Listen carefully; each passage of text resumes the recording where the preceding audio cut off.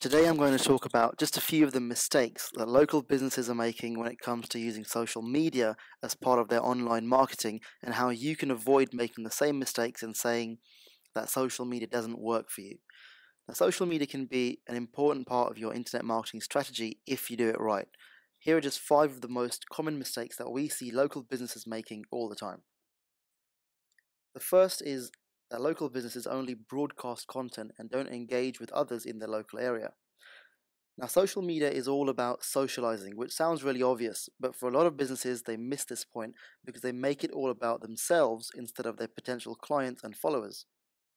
You would never go to an offline social event or a business networking event and simply shout about yourself or go around it in a frenzy telling people about you and your industry. So, why do local businesses do that online? Speak to people through various social media channels, build relationships, and show that you can have a conversation. Others will notice this and automatically give you extra credibility as a result.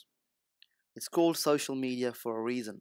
Use it to connect, engage, and socialize first, and then you can add in business type content to show that you know what you're talking about and that you are the go-to person in your industry.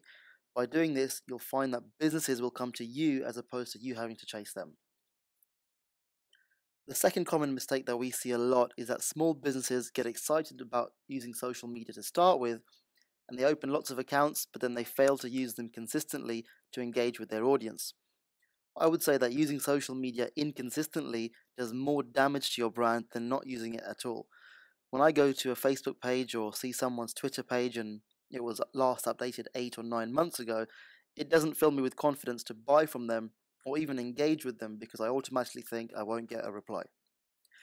You should make a rough plan of your social media strategy to avoid this and stick to it. Don't overplan it though, because that's also not a good thing. But you should be fairly consistent to notice the benefits of using social media for your business. The third mistake is not responding to tweets or comments from other local businesses. This is probably the worst one of the lot. Not responding to tweets or messages through social media is the equivalent of somebody asking you something offline and you just ignoring them or staring into space, making it awkward for everyone. What you may not realize is that most of your social media activity is very public, so if somebody asks you a question or mentions you and you don't respond, everyone sees you not responding, and that will quickly start to affect your credibility online in a negative way. You wouldn't ignore a comment a client or a potential client made to you in the office, so don't do it online. The fourth most common mistake we see is that local businesses simply don't know that they're being talked about online. The online world is a reflection of the offline world. If people are talking about you offline, you can be pretty sure they're also talking about you online. You should be monitoring or keeping track of what people are saying, whether it's good or bad, so you can respond to it. That is one of the best things about social media.